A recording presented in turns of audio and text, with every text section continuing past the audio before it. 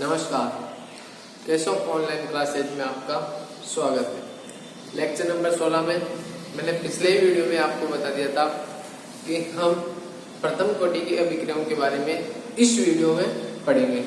तो प्रथम कोटि की अभिक्रियाओं के लिए हमें किन किन चीज़ों की जानकारी करना है, मैंने शून्य कोटि की जो अभिक्रियाएं बताई थी उसमें आपसे कहा था कि इस लेक्चर को देखने से पहले आप शून्य कोटि की अभिक्रियाओं वाला लेक्चर देखिए।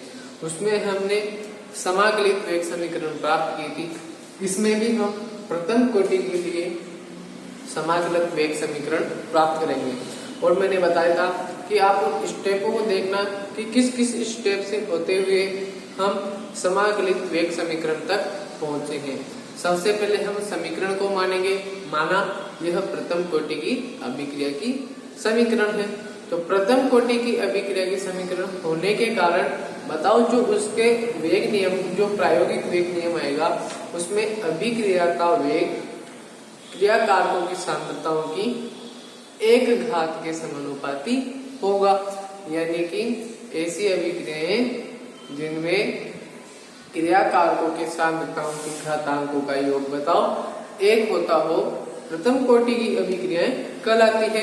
फिर उसी हिसाब से हम उसके अभिक्रिया वेग का मान लिखेंगे कि अभिक्रिया वेग इज डायरेक्टली प्रोपोर्शनल टू बताओ r की पावर में 1।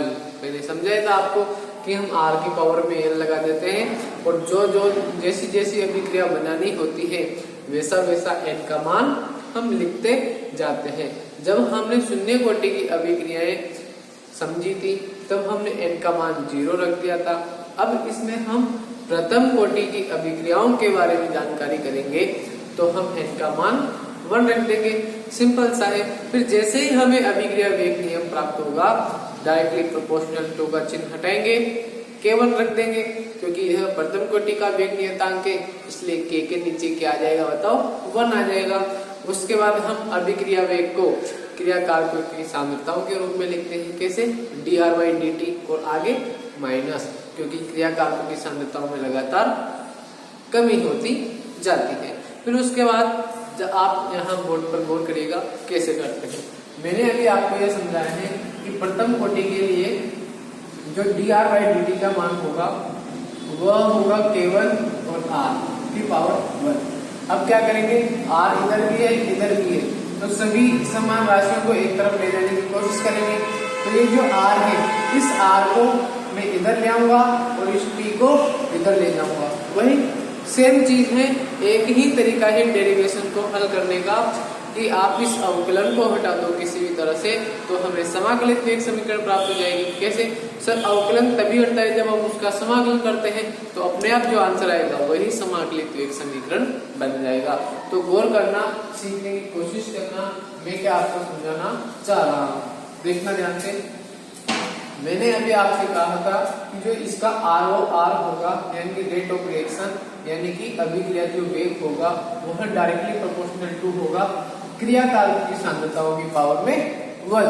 अतः मैं इसको लिख सकता हूँ ROR को माइनस dr/dt और डायरेक्टली प्रोपोर्शनल टू का चिन्ह हटाकर मैं यहाँ पर कोई स्थिरांक लिख दूंगा के और इधर चलता रहेगा हमारा r। अच्छा, यहाँ पर मैं क्या लगा दूंगा 1, क्योंकि ये बताओ किस प्रकार की अभिक्रिया है, प्रथम कोटि की अभिक्रिया है। तो यहाँ पर जो वेग स्थिरांक आएगा वह भी प्रथम कोटि की अभिक्रियाओं का वेग स्थिरांक आएगा। इसके बाद हम क्या करेंगे, इस r वाले पद को इधर ले आएंगे और इस dt वाले पद को उधर ले जाएंगे ताकि सेम संख्याएं, समान राशियां एक तरफ आ जाए। तो बताओ जब मैं इस r को इधर लाऊंगा तो यह r इस बटे के नीचे आ जाएगा और इधर k1 के साथ dt चला जाएगा। मैंने आपको जब गणितीय कुछ बातें बताई थी तो उसमें आपको दो समाकलन मैंने बताए थे। एक समाकलन का उपयोग तो शून्य कोटि की अभिक्रियाओं में हो ही चुका है, यानी कि dx का समाकलन होता है x प्लस c। ऐसे ही मैंने आपको बताया था कि अगर log x का हम अवकलन करें, सुनना ध्यान से, log x का अगर हम अवकलन करें तो हमें 1/x प्राप्त होता है, लेकिन अगर हम 1/x का वापस से समाकलन कर दें तो फिर हमें जरूर क्या प्राप्त होना चाहिए बताओ, log x प्राप्त होना चाहिए। इतना आपको समझ में आना चाहिए। इसी का उपयोग प्रथम कोटि की अभिक्रियाओं में होगा। अब गौर करना, अभी आपको लिखना नहीं है कुछ भी, दोनों पक्षों का मैं क्या कर दूं बताओ, समाकलन कर दूं तो बताओ ये माइनस का चिन्ह बार, अच्छा इसको मैं क्या लिख सकता हूँ 1/r और dr। तो बताओ यह चीज सेम इस तरह की बनी नहीं बनी बताओ, ये यहाँ पर देखो x, इधर भी यहाँ पर r, इधर यहाँ पर x तो इधर भी r, तो बताओ इसका मान क्या होगा, log r के बराबर हो जाएगा। तो इस प्रकार से हम इस डेरिवेशन को कर लेंगे। ये तो आपको पता ही होगा, पिछले डेरिवेशन में भी आया था, k1 को बाहर निकाल लेंगे और dt का समाकलन t हो जाएगा, प्लस में c आ जाएगा। फिर उसके बाद हम c की वैल्यू ज्ञात करते हैं क्योंकि वह एक अज्ञात राशि है। इस प्रकार से हम इस पूरे डेरिवेशन को समाप्त कर देंगे और प्रथम कोटि की अभिक्रियाओं का समाकलित वेग समीकरण प्राप्त हो जाएगा। यहाँ तक आपको अच्छे से समझ में आ जाना चाहिए। बहुत सिंपल बातें हैं। देखो अगर आप चीजों को जोड़ते हुए चलोगे तो आपको बहुत ही आसानी होगी चीजों को समझने में। तो हम अब स्टार्ट करते हैं। आप लिखना स्टार्ट कीजिएगा, हेडिंग डाल दीजिएगा आप प्रथम कोटि अभिक्रियाओं के लिए समाकलित समीकरण या समाकलित वेग समीकरण। अब आप मुझे बता दीजिए, अभी भी मैंने जो आर ओ आर लिखा, उस आर ओ आर यानी कि अभिक्रिया वेग का जो नियम है उसमें सांद्रता कितनी आ रही थी बताओ, 1 आ रही थी। यानी कि हम परिभाषा क्या बनाएंगे कि ऐसी अभिक्रियाएं जिनमें प्रयोग से प्राप्त वेग नियम में क्रिया कारकों की सांद्रताओं के ऊपर कितनी घात आए बताओ, 1 घात है। तो इस प्रकार की अभिक्रियाओं को प्रथम कोटि की अभिक्रियाएं कहते हैं। यही चीज हम यहाँ पर लिखना स्टार्ट कर रहे हैं। तो आप लिखिए ऐसी अभिक्रियाएं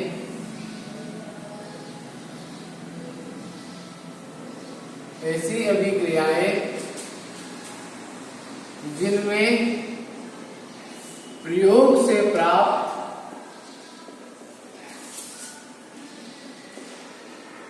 वेग नियम में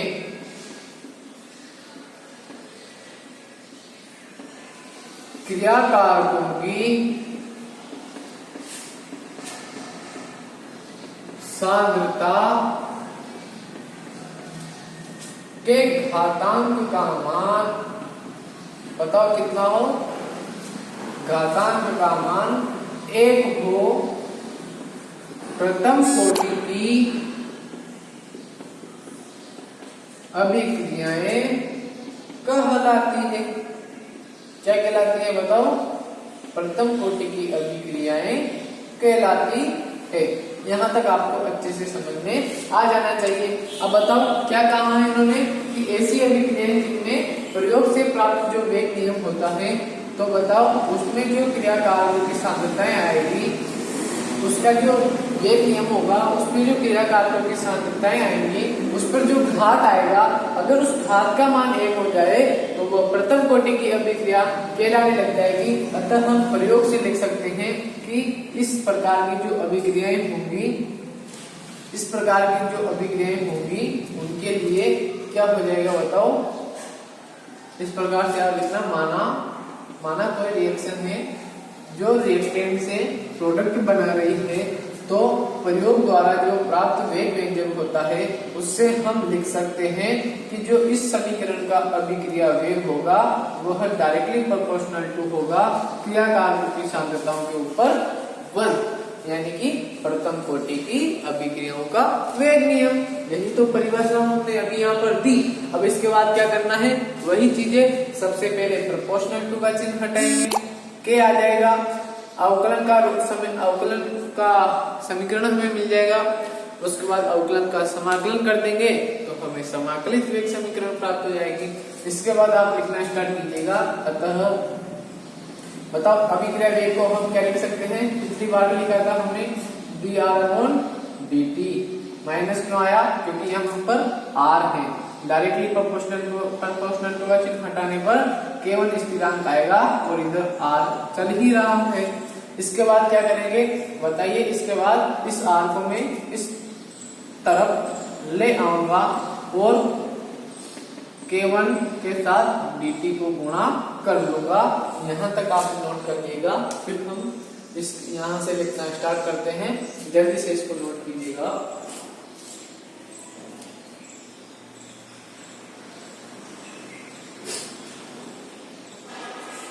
कर लिया होगा यहाँ तक नोट। मैं इसको हटा रहा हूं, ये लीजिए।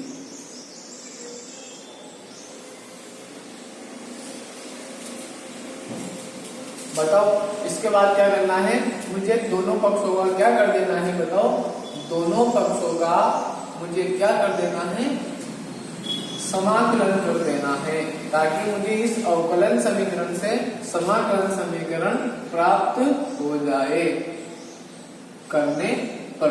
तो बताइए मुझे, इस समीकरण को मैं लिखूंगा यहाँ पर माइनस dr अपॉन r, और इधर लिखूंगा मैं K1 इंटू dt।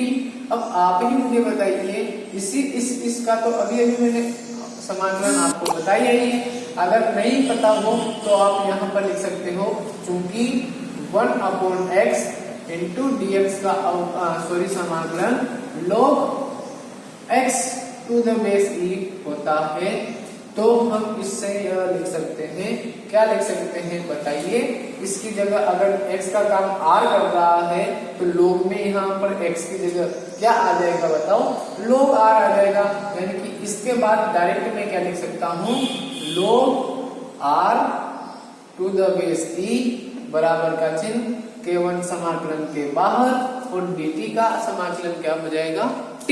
तो इसको भी हम यहाँ पर साइड में लिख देते हैं, तथा dx बराबर होता है x, इतना सा हम लिख देते हैं। तो बताओ K1 आने पर यहाँ पर t आ जाएगा और प्लस में c आ जाएगा। किसी भी एक का c लगाना पड़ता है हमें, ठीक है, ये आपको याद रखना है। इसके बाद गौर करिएगा आप, अगर मैं इसको हटा दूं, चलो यहीं पे बात कर लेते हैं। इसमें आपको प्रॉब्लम नहीं होनी चाहिए कि दो c क्यों आ रहे, क्योंकि जब हम इनका समाकलन अलग अलग समीकरणों में करते हैं ना, तब अलग अलग सी आते हैं। दोनों यहाँ पर एक ही टर्म में हो रहे हैं तो यहाँ पर एक ही सी आएगा।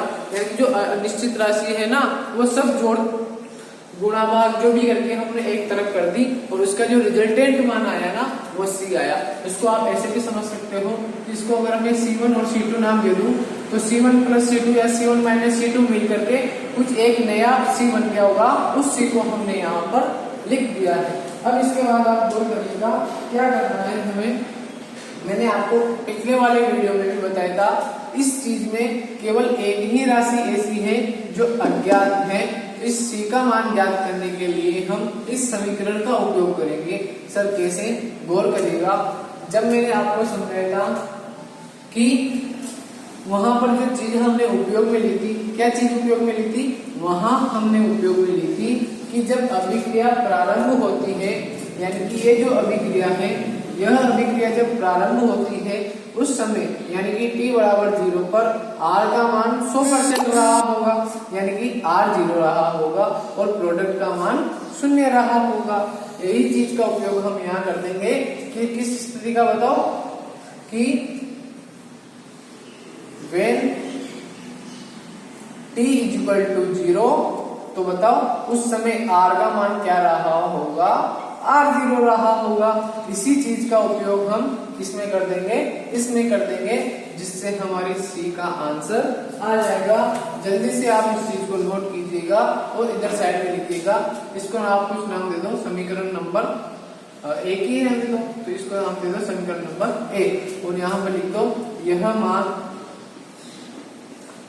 मान समीकरण एक में रखने पर। यहाँ तक आप नोट करिए।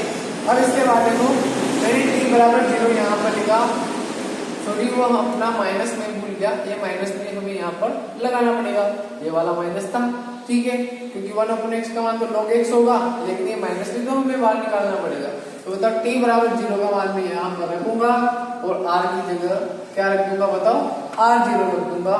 तो देखिए मैं इस समीकरण में मान रखने जा रहा हूँ, ये माइनस का चिन्ह, ये log मैंने लिखा, इसके बेस में e लगाया और इस r की जगह मैंने क्या लिख दिया, बताओ r 0 रख दिया। K1 के साथ बताओ 0 की गुणा करूंगा और प्लस में c आ जाएगा। तो आप मुझे बताइए यहाँ पर c की वैल्यू कितनी आई, minus log to the base e r0 प्राप्त हुई। यहाँ तक आप नोट कर लीजिएगा। फिर इस c का मान हम किस में रख देंगे बताओ, समीकरण 1 में रख देंगे। तो बताओ c गायब हो जाएगा और हमारा आंसर आ जाएगा। जल्दी से आप यहाँ तक नोट कीजिए।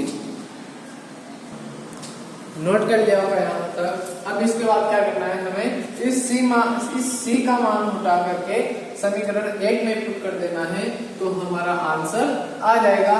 जल्दी से समीकरण 1 में मान रखते हैं। तो बताओ इस c का मान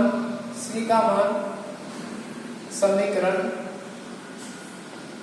1 में रखने पर, तो बताओ जैसे ही हम समीकरण 1 में रखेंगे log r तो जैसा का जैसा रहेगा, यहाँ पर माइनस चिन्ह है से, तो बताओ minus log r to the base e बराबर k1t प्लस, बताओ प्लस c की जगह क्या है बताओ, माइनस log r0, इसलिए यहाँ पर हम लिख देंगे माइनस log r0। इतना सा आपको करना है। अब r सभी जो r है उनको एक तरफ ले आओ तो हमारा आंसर आ जाएगा। तो बताओ k1t अकेला रह जाएगा, वो बताओ log r0 को जब मैं इधर लाऊंगा तो ये बन जाएगा log r0 minus log r। यहाँ तक आपको अच्छे से समझ में आ जाना चाहिए। और जो विद्यार्थी रोज लगातार पढ़ रहे हैं उनको यहाँ पर एक चीज जरूर नजर आने लग गई होगी। मुझे आवश्यकता नहीं है बताने की कि कौन सी वो चीज है जो आपको नजर आनी चाहिए। आपको पता है कि जो log m/n होता है वह log m minus log n के बराबर होता है। यानी कि इसको जब मैं ऐसे लिख सकता हूँ तो इसको वापस से log m/n भी लिख सकता हूँ। तो आप बोल करिएगा ये वाली चीज आपकी इस वाली चीज के बराबर है। यहाँ पर m का मान r0 कर रहा है और n का मान r कर रहा है, तो m/n का मतलब हो जाएगा r0/r। तो मैं यहाँ पर लिख सकता हूँ k1t बराबर log, बताइए r0/r। यहाँ तक कोई प्रॉब्लम हो तो मुझे बता दीजिएगा। यहाँ तक आपको कोई प्रॉब्लम नहीं होनी चाहिए।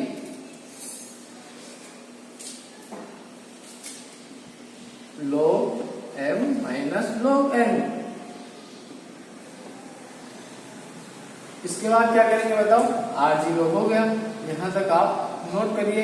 इसको हम ऐसे भी लिख सकते हैं कि k1 का मान कितना आया, बताइए k1 का मान कितना आया। t को मैं उधर ले जाता हूँ 1/t और log to the base e r0/r। अच्छा, मैंने आपको बताया था कि जब हम गणनाएं करते हैं तो बेस e नहीं रखते, log के बेस में क्या ले जाते हैं बताओ, 10 ले जाते हैं। और 10 को जब e को log बेस 10 में बदलते हैं तो मैंने आपको एक चीज लिखवाई थी कि log को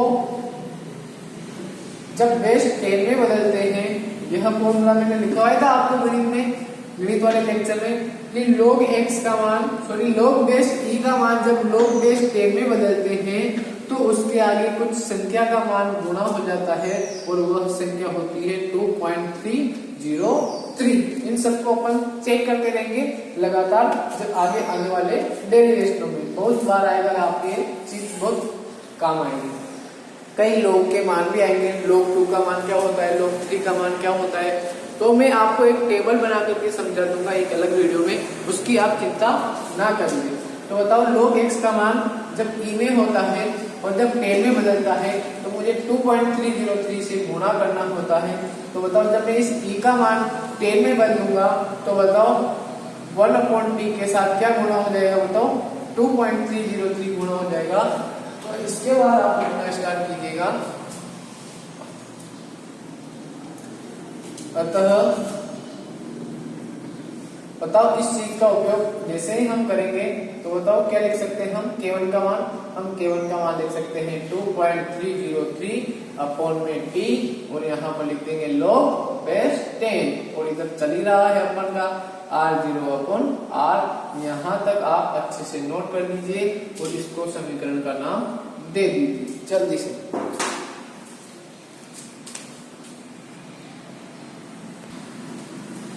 यहाँ तक आपने अच्छे से नोट कर लिया होगा। तो मैं इस समीकरण को वापस से ऊपर लिखता हूँ। अगर किसी को इसको दिखाई नहीं दे रहा होगा यह समीकरण, तो मैं उसके लिए ऊपर लिख रहा हूँ। अतः हम लिख सकते हैं K1 बराबर यहाँ पर है 2.303 अपॉन में T इंटू में है log 10 log R0 upon R to the base 10। इसको मैंने समीकरण नंबर 2 नाम दे दिया है। इसको लिखने की आवश्यकता नहीं है अगर आपने यहाँ तक नीचे तक लिख लिया है। अब इसके बाद बताओ हम क्या करते थे, बताइए हम क्या करते थे बताओ। R और R0 का मान इसमें पुट करते थे। क्या करते थे? R और R0 का मान हम पुट करते थे। अब 1 मिनट के लिए लिखना बंद कीजिए और समझने की कोशिश कीजिए। ध्यान से देखना, यह हमारी कोई अभिक्रिया चल रही थी। तो बताओ जब t बराबर 0 था तब इसकी वैल्यू कुछ R0 पड़ने वाली थी। मान लेते हैं वो R0 था और यह 0 थी। अब कुछ समय पश्चात यानी t सेकंड पश्चात इस R0 का मान कुछ कम हो गया होगा, यानी कुछ R रह गया होगा और इसका मान कुछ बन गया होगा।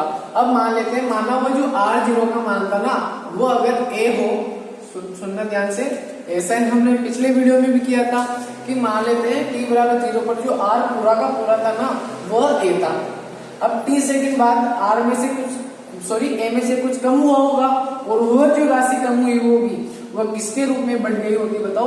प्रोडक्ट के रूप में बढ़ गई होगी, क्योंकि R का मान लगातार धीरे धीरे कम होता जाता है और प्रोडक्ट का मान धीरे धीरे उतना ही बढ़ता जाता है। तो a में से हम कुछ कम कर दूं तो ये बन जाएगा a माइनस एक्स, और जितना इधर कम हुआ बताओ कितना कम हुआ x, उतना ही इधर क्या हो गया होगा बताओ?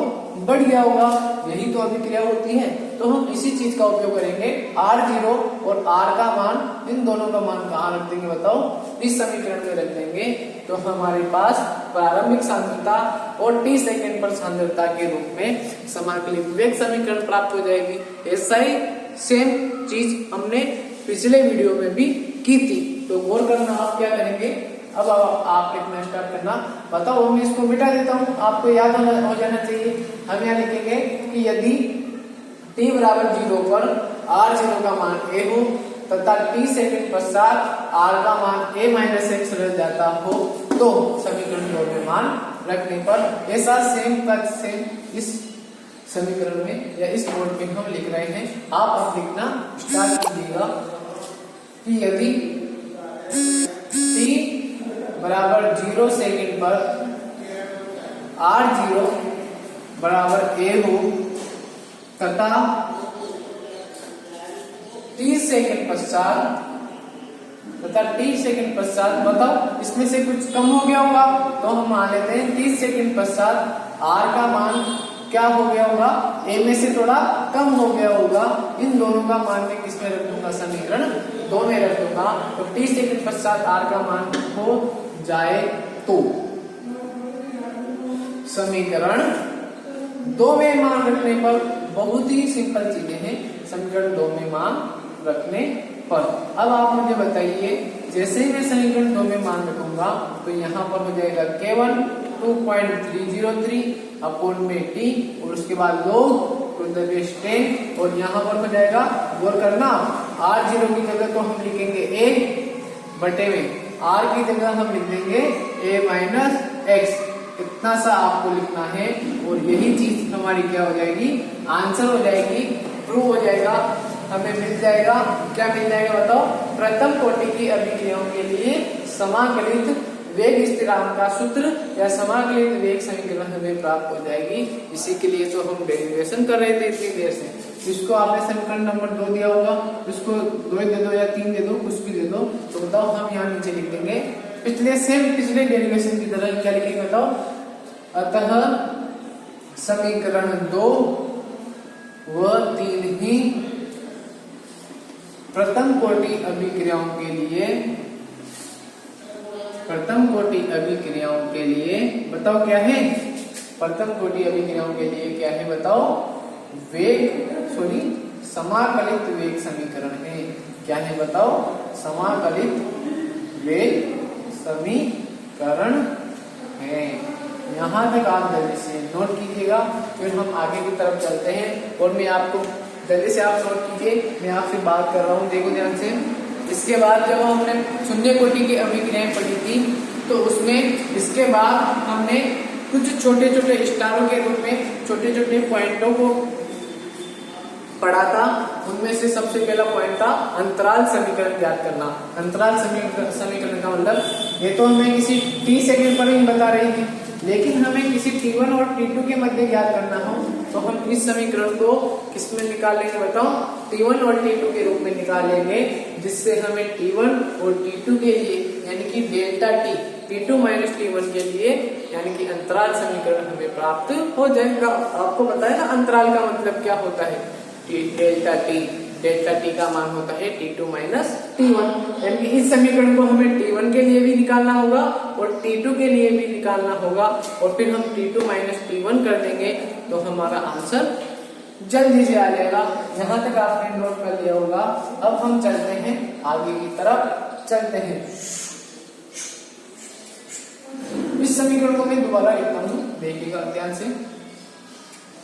इस समीकरण को मैं यहाँ ऊपर लिख रहा हूँ, देखा जाए आपकी बार मैंने क्या किया, t1 और t2 का मान ज्ञात करना है ना मुझे, तो मैं इस 1 को नीचे भेज दूंगा और t को ऊपर ले आऊंगा। ध्यान से रखना, मैं t को यहाँ ले आता हूँ तो मैं लिखूंगा t, ये 2.303 तो जैसा का जैसा ही है, और इस k1 को मैं कहाँ लाऊंगा, t के स्थान पर ले आऊंगा, तो उधर t1 और t2 के लिए आसानी हो जाएगी निकालने में।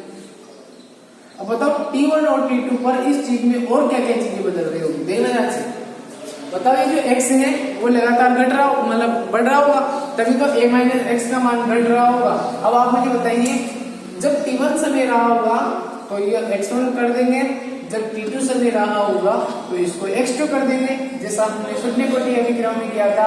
इस प्रकार से हमारी एक समाकलित समीकरण सॉरी अंतराल समीकरण हमें प्राप्त हो जाएगी। तो गौर करिएगा आप, जब इसमें अपन ने समीकरण नंबर 3 माना है ना, इसको अभी अभी अपन, तो इस समीकरण नंबर 3 को अपन कह देंगे, समीकरण 3 को t1 तथा t2 के लिए समीकरण 3 से समीकरण 3 का मान ऐसे लिखना, समीकरण 3 का मान t1 तथा t2 के लिए क्या क्या होगा बताओ।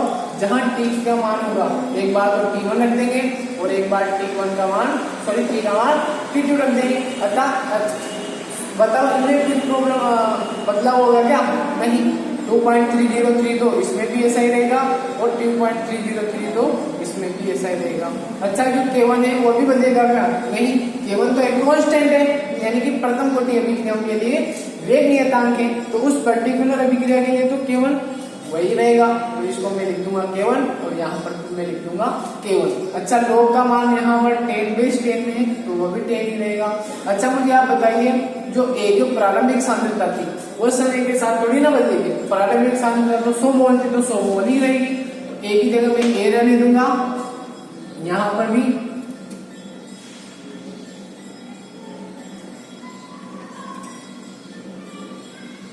और यहाँ पर भी a रहने ही दूंगा मैं, तो a अपॉन a माइनस। अब बताओ यहाँ x है तो t1 पर हो जाएगा x1 और t2 पर हो जाएगा x2, इतना ही हमें करना था।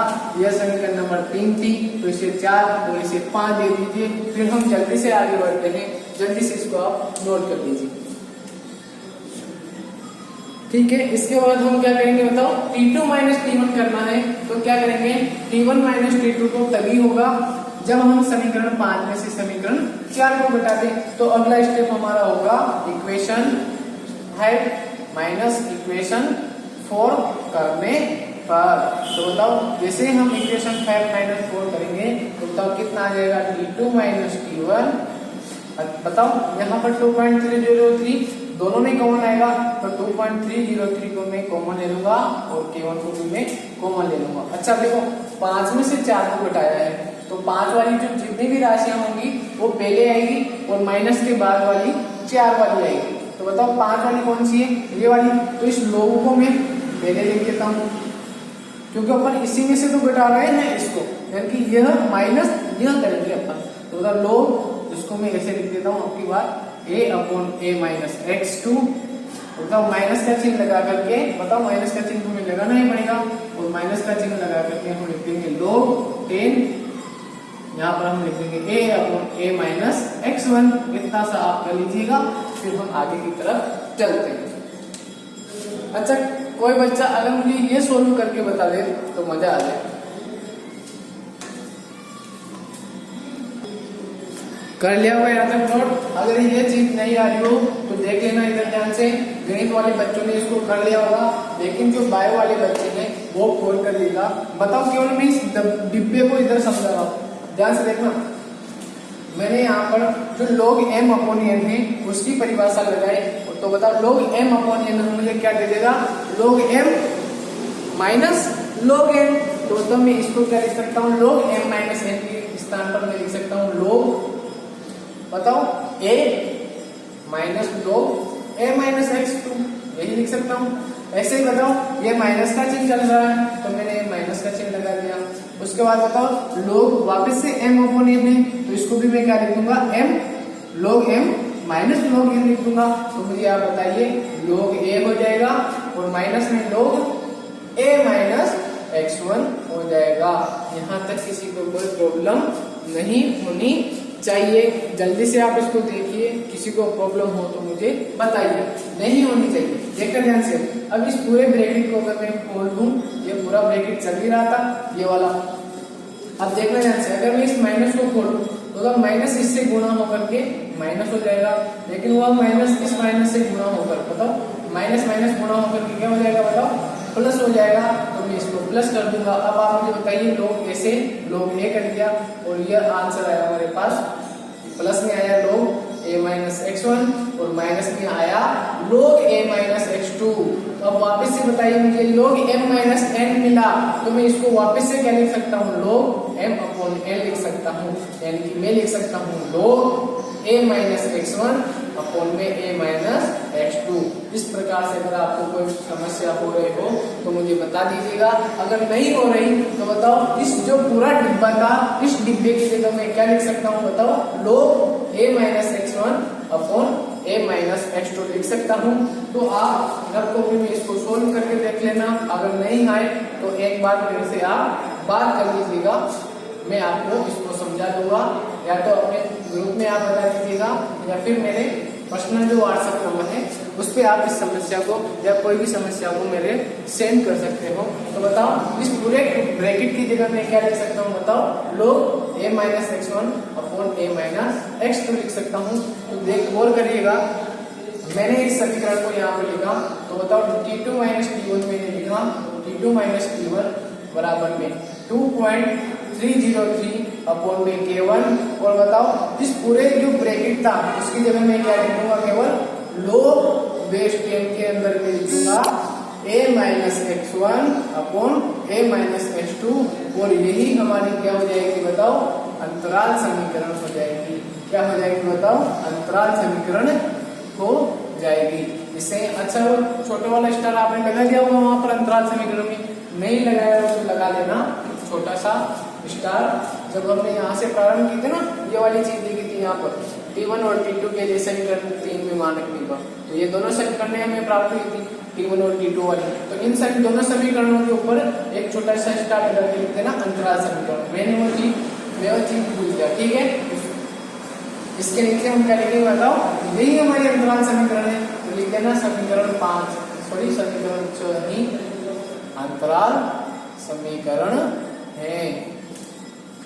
अब बताओ, इसके बाद क्या किया था? बताओ, हमने अर्ध आयुकाल की गणना की थी।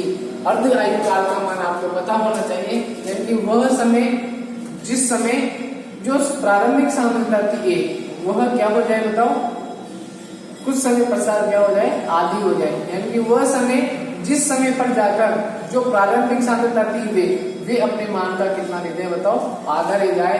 तो उस समय जो वहां तक जो समय रहा होगा उस समय को हम क्या कहेंगे? बताओ, टी हाफ, यानी कि अर्ध आयु काल। इसी के बारे में हम चर्चा करेंगे आगे। आप यहाँ तक नोट कर लेना इस वीडियो को, ठीक है। इसके बाद जल्दी से देखिए और गौर करिए। बताओ, अगला स्टार आप डालना अर्ध आयु काल की गणना। अर्ध आयु काल की गणना, तो अर्ध आयु काल की गणना यानी कि अर्ध आयु काल की अगर मैं परिभाषा बोलूं तो मैं कह सकता हूं कि वह समय जिस समय अब क्रिया कारक की जो प्रारंभिक सांद्रता थी वह अपने मान की क्या रह जाए बताओ, आधी रह जाए, वही समय क्या कहलाता है, टी हाफ कहलाता है, अर्ध आयुकाल कहलाता है। तो हम लिखेंगे अतः अर्ध आयुकाल के लिए, अर्ध आयुकाल के लिए पता, अर्ध आयुकाल के लिए हम क्या लिखेंगे कि वह समय टी का मान टी हाफ होगा, कब, टी का मान टी हाफ होगा जब ए का मान कितना रह जाए बताओ, a/2 रह जाए। यानी कि जो अपन ने x लिया था, यानी कि जो अपन का x था ना, वो क्या हो जाए बताओ, a/2 हो जाए। यानी कि अगर शुरू में 10 था मान a का, तो वह कितना रह जाए, 10/2 यानी कि 5 रह जाए। यानी कि x कितना घट जाए बताओ, 5 घट जाए, और 5 किसके बराबर होगा, a/2 के। तो यहाँ तक आप नोट कीजिएगा जल्दी से, फिर हम अर्ध आयुकाल के बारे में लिखना स्टार्ट करेंगे। इस चीज को आप मत लिखिएगा, यहाँ से आप लिखना अगर अर्ध आयुकाल के लिए टी हाफ होगा, लेकिन टी हाफ कब होगा, जब x का मान a/2 हो जाए। तो फिर हम उस समीकरण में मान रख लेंगे, इसमें तो रखेंगे नहीं, जो हमारे समीकरण प्राप्त हुए थे ना पहले उसमें रखेंगे। तो यहाँ तक आप नोट कीजिएगा, फिर हम आगे बढ़ते हैं। यहाँ तक आपने नोट कर लिया होगा, तो यहाँ पर हम लिखेंगे इसके नीचे, बताओ यह मान हम किसमें लिख देंगे, बताओ वो कौन सी समीकरण में आती है बताओ, वह शायद ये वाली समीकरण थी, k1 बराबर t बराबर 2.303 अपॉन में k1, और यहाँ पर लोग में था a/a-x। यह कौन से नंबर की समीकरण थी, जो से भी नंबर की समीकरण हो उसको आप दे दीजिएगा। शायद समीकरण नंबर 3 या 4 रही होगी, 3 होगी, 3, क्योंकि अपन ने 4 और 5 को घटाया था ना, तो ये 3 होगी। देखो यहाँ पर समीकरण 3 लिख रखा है। तो बताओ t का मान बताओ कितना था, 2.303 upon k1 log base 10 a/a-x था। अब इसमें क्या कर देंगे, t का मान t हाफ कब होगा, जब x का मान क्या हो जाए बताओ, a/2 हो जाए। यानी कि बताओ, यानी कि क्या हो जाएगा बताओ। अच्छा मैं इस चीज को समझाऊं आपको, ये कैसे आया बताओ। a क्या था, प्रारंभिक सांद्रता थी, इसको लिखना नहीं है आपको, केवल समझना है। बताओ a क्या थी, प्रारंभिक सांद्रता, और t समय पश्चात बताओ सांद्रता कितनी रह जाए बताओ, r रह जाती थी। अब बताओ यह t हाफ कब बनेगा, जब इस समय पर जो सांद्रता r हो ना उसका मान a, यह आए a/2। अब आप मुझे बताइए r का मान तो अपन ने अभी अभी क्या लिखा था बताओ, a-x लिखा था। अब बताओ a-x का मान a/2 कब आएगा बताओ, a/2 कब आएगा, निकाल लो x का मान। तो बताओ x का पक्षांतरण कर दूंगा तो x उधर चला जाएगा, और बताओ a/2 इधर आ जाएगा, तो a-a/2 बताओ 1 में से आधा गया तो x का मान कितना आएगा, a/2। इसी से तो यहाँ हमने लिखा कि x का मान कितना है बताओ, a/2। लेकिन ये दूर की बातें हैं, आपको अच्छे से समझ में आ गई होगी, आप इंटेलिजेंट बच्चे, ठीक है। यहाँ तक इसको भी मैं मिटा देता हूँ, चलो लिख लेना आप आपकी इच्छा के अनुसार। अपन को तो ये 2 चीजें लिखनी थी मैं, तो बताओ इन दोनों का मान मैं किसमें रख दूंगा, समीकरण 3 में मान रख दूंगा। तो समीकरण 3 में मान रखने पर, तो जैसे ही हम समीकरण 3 में मान रखेंगे, t किसमें बदल जाएगा बताओ, t हाफ में बदल जाएगा, और 2.303 तो चल ही रहा है, k1 भी चल रहा है, log 10 चल रहा है, इधर यह a है, और नीचे a-x का मान बताओ कितना हो गया, a/2। और बताओ a में से a/2 जाएगा तो कितना बचेगा, a/2 ही बचेगा। तो मैं इसको हटा रहा हूं। अब तो आप मुझे बताइएगा t हाफ का मान कितना आया, t हाफ का मान आया 2.303 अपॉन में k1। ऐसे ही बताओ log 10, बताओ a तो ऊपर था बटे में, बताओ a में से a/2 गया तो a/2 ही बचेगा, a से a घटेगा और ये 2 कहाँ चला जाएगा, ऊपर चला जाएगा। तो हम t हाफ का मान लिख सकते हैं 2.303 अपॉन k1 log बेस 10। बताओ ये 2 ऊपर चला जाएगा तो बताओ कितना आ जाएगा, 2। और log 2 का मान आपको पता होना चाहिए, नहीं पता हो तो मैं इनकी वैल्यू आपसे कह चुका हूँ, अलग से एक वीडियो बना के आपसे डाल दूंगा। और log 2 का मान होता है बच्चों 0.3010। तो आप इसको यहाँ पर नोट कर लीजिएगा, t हाफ बराबर 2.303 अपॉन k1, log 2 का मान हो जाएगा 0. यहाँ पर मैं गुणा में लिख दूं, गुणा में बताओ इस log 2 की जगह मैं क्या लिख दूंगा 0.3010। और इन दोनों को जब हम गुणा करते हैं आप गुणा करके देखिएगा। मेरी मैथ्स कमजोर है, मुझे गुणा करना नहीं आता, तो ध्यान से देखना। मैथ्स कमजोर होने के कारण गुणा करना नहीं आता, तो आप गुणा कर लीजिएगा। 2.303 और 0.3010 को जब हम गुणा करते हैं तो यह आता है 0.693 अपॉन K1। यह हमारा क्या हो जाएगा बताओ, टी हाफ हो जाएगा। अब मैं आपको बता दूं, जो हमारे शून्य कोटि की अभिक्रियाओं में टी हाफ आएगा, वह T half directly proportional to आया था 1। आपको पता है ना, यहाँ पर 2K0 आया था, यानी कि जो शून्य कोटि की अभिक्रिया में जो अर्ध आयुकाल होता है वह प्रारंभिक सांद्रता पर निर्भर कर रहा था। लेकिन आप मुझे बताइए, इसमें क्या कहीं बदलने वाली राशि आई क्या कहीं परिवर्तनशील राशि आई क्या? बताओ, नहीं। 0.693 भी हमेशा के लिए सेम ही रहेगा और केवल यदि एक स्थिरांक है, यानी कि इसका जो टी हाफ होता है इसका प्रथम कोटि अभिक्रियाओं का, वह किसी पर भी निर्भर नहीं करता है, वह एक नियतांक ही होता है। क्योंकि बताओ, यह किसी भी परिवर्तनशील राशि पर निर्भर नहीं कर रहा। तो हम इसके नीचे लिख देंगे कि टी हाफ किसके लिए, प्रथम कोटि अभिक्रियाओं के लिए प्रारंभिक सांद्रताओं पर निर्भर नहीं करता। यही चीज हम यहाँ पर लिखने जा रहे हैं कि अतः प्रथम कोटि अभिक्रियाओं के लिए, प्रथम कोटि अभिक्रियाओं के लिए अर्ध आयुकाल का मान, अर्ध आयुकाल का मान क्रियाकारकों की प्रारंभिक सांद्रताओं पर निर्भर नहीं करता। पता निर्भर कर कब करता, जब इस फॉर्मूले में क्या आता है, यहाँ पर क्रियाकारक की सांद्रता का मान आना चाहिए था, नहीं आ रहा तो नहीं करेगा। बताओ, शून्य कोटि की अभिक्रियाओं में आ रहा था, इसलिए टी हाफ का मान शून्य कोटि की अभिक्रियाओं में हमने वहां पर लिखा था कि क्रियाकारकों की प्रारंभिक सांद्रताओं पर निर्भर करता है, जबकि इसमें लिखेंगे नहीं करता है। इसको आप कुछ नाम दे देना, जो आपकी समीकरण आए हो अभी वह नाम आप दे देना। यहाँ तक आज के लिए बहुत है। Thank you. अच्छे से पढ़ना, चीजों को सीखने की कोशिश करना, लगातार चीजों को जोड़ो ताकि कम से कम आपको रखना पड़े और ज्यादा से ज्यादा सीखने को मिले। धन्यवाद। आज के लिए इतना ही काफी। पढ़ते रहिए।